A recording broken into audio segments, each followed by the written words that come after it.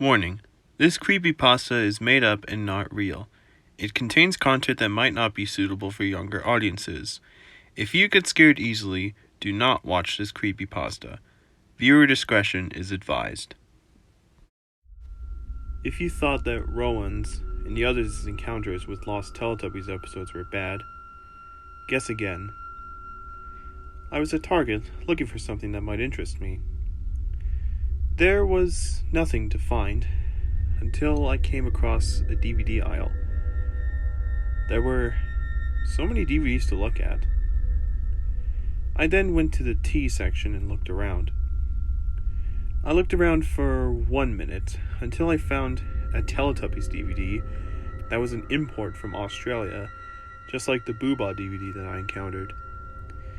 The cover consists of the Teletubbies in a pink background, with Dipsy being the closest, while the other three were inches away from him. The DVD was titled Photo Faces and Other Stories. And just like with the other Australian DVDs, it had the ABC for Kids logo on the top right corner and the BBFCU rating on the bottom left. Seems interesting enough, I said. I then bought the DVD with my money and took it home. After I came home, I showed my parents the DVD, and they looked at me with puzzled looks on their faces. "Aren't you a little big to be watching a show like that?" my mom asked. "It was rare, so I had to get it," I said. After that, my parents told me that they were going to go to the mall to pick some things up. After my parents left, I decided to look at the DVD again. On the back of it was a list of episodes. The list of episodes were Photo Faces, Seahorses, Sea Tractor, Seals, and a strange episode with the title Godzilla. Godzilla? I asked myself. I've known about that monster, but what does he have to do with Teletubbies? Anyway, I turned on my DVD player and put the disc in, and turned on my TV. I sat down in a comfortable position so I could watch it. As usual, it opened with the ABC DVD ident, then the BBC ident, and the ABC for Kids ident. Then it took me to the menu. The menu consisted of Dipsy looking through the spyglass, as seen in the episode Photo Faces. The menu options, as always, were the same. I pressed play all, and I sat back down. The first 4 episodes were normal, but the last one, sweet mother of God, it was insane. The intro was normal, but before the intro finished with the voice trumpet rising up, instead of saying, "Where have the Teletubbies gone," as it usually would, it instead said this: "An unknown beast is coming to Teletubby Land." It then cut to the sun baby. It was as confused as I am. Then the first segment started. It showed Lala looking over the hills. She then noticed the camera and walked over to it. "Uh-oh," she said. "One day, in Teletubby Land," the narrator began, "Lala was looking for something special." "Something special," Lala said in her happy tone. She then walked back to where she stood before, and then the scene cut to a huge saltwater lake. The water had the same animation and texture as the Three Ships magical event. As soon as she was looking out into the horizon, there was a huge rumble. The rumble was so powerful, it made the whole scene shake. "What was that?" asked Lala. "It probably sounded like a rumble," said the narrator. Just then, some strange dorsal plates emerged from the water. They were moving, like an iguana. "What's that?" asked Lala. "Those are strange dorsal fins of some sort of creature," the narrator responded. Lala gasped in shock. Lala then looked back over the hills and saw the dorsal plates. I recognized them, but the rest of the creature's body was still underwater. It then showed a bird's eye view shot of Lala looking at the strange dorsal plates. They were huge. It was actually an impressive camera shot for a preschooler show. After that shot, the strange dorsal plates then went back into the water. Lala was confused. "You must go tell your friends, Lala," the narrator said to Lala. "Must tell friends," Lala replied. She then started to run down the hill back to the Tubbytronic Superdome to tell the other Teletubbies about what she had just seen. Meanwhile, in the Tubbytronic Superdome, Tinky Winky, Po, and Dipsy were drinking Tubby custard. Lala then entered the dome. "Lala saw something! Lala saw something!" she cried. "Lala saw something?" the other Teletubbies asked. "You must follow Lala," the narrator replied. "Follow Lala!"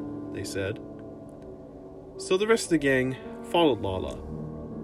They made their way up the hill, but just as they were about to do so, the windmill began spinning for a TV event. "Uh-oh," the quartet said in their happy tones. They then ran off screen for the TV event. The event played out like normal. Poe was chosen for the TV event. The TV event showed a brother and sister who were between 5 to 6 years old. They were waving to the camera. "Hello, hello," said the children. "My name is Sam," said the brother. "And I'm Lucy," said the sister. "We have something to show you," said Sam. What was on the floor of their house was toy soldiers and all sorts of military vehicles. And on the far right side was a huge Godzilla toy.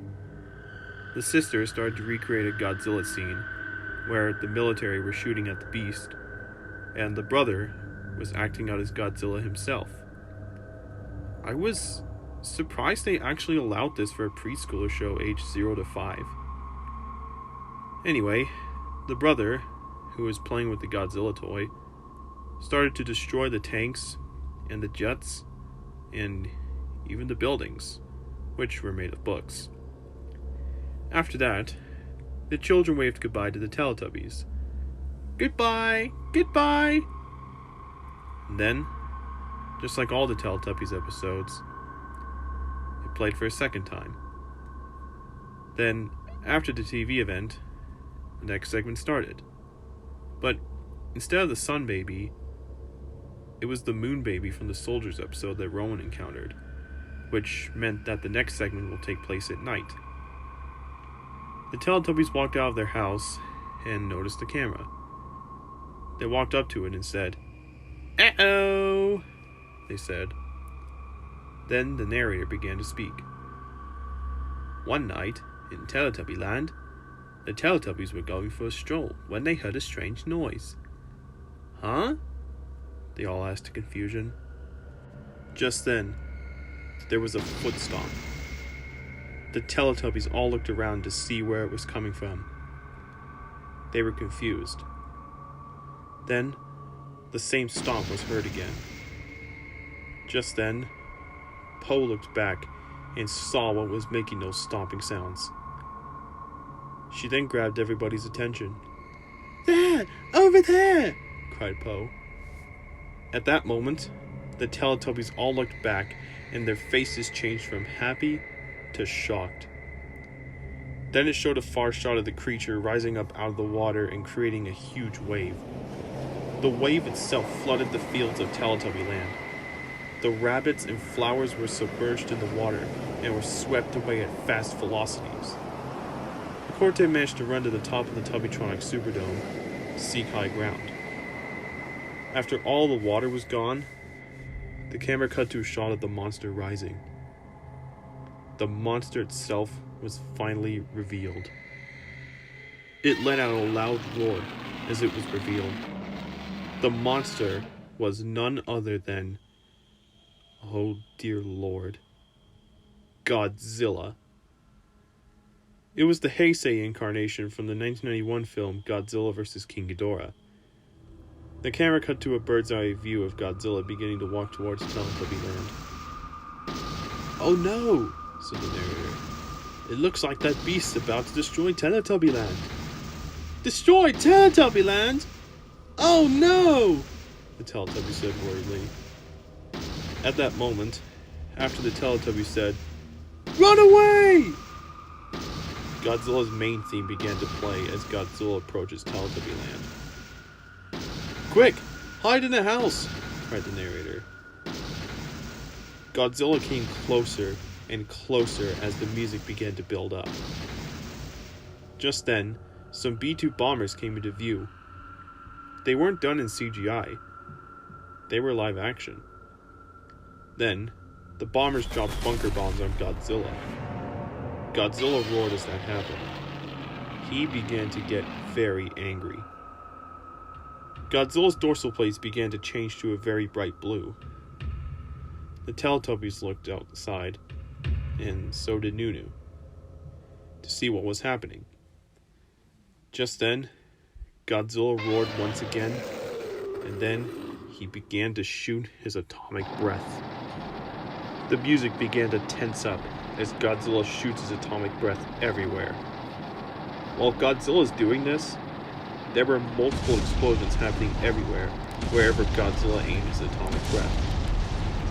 The entire fields of Teletubby Land began to catch fire.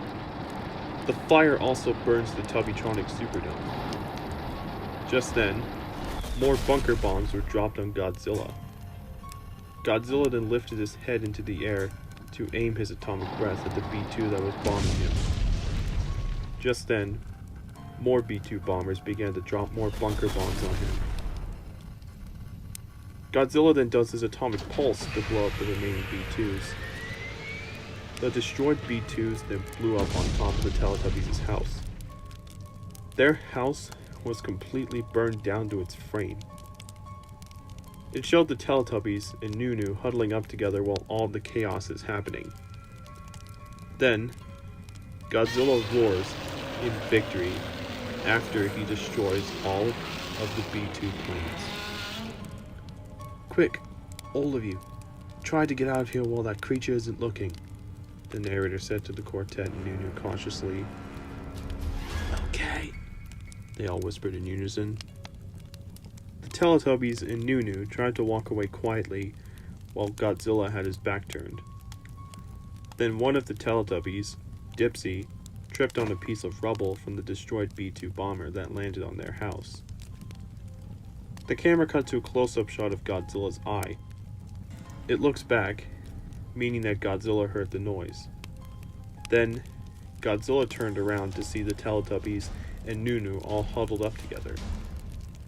Godzilla looks down at them, and all the Teletubbies said, "Someone! Help us!" "I'm sorry, you fool," said the narrator in a sad tone. "I'm afraid that there's nothing else we can do. Teletubby Land is in ruins." At that moment, Godzilla then roars once again and crushes the Teletubbies with his foot. Then, it cuts to the Moon Baby. The Moon Baby was crying, just like in the Soldiers episode. Godzilla hears this and turns around. He then uses the boost of his atomic breath, which is called the atomic spiral, to shoot the Moon Baby at its head. Godzilla kept doing this until he stopped using his atomic spiral.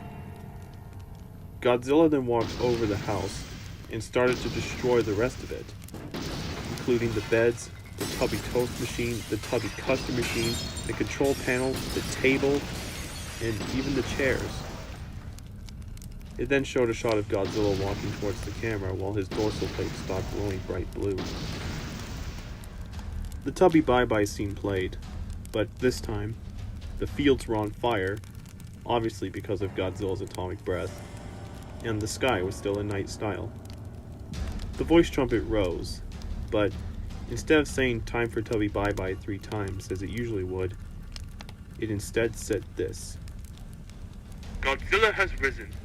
Teletubby Land is now an inferno.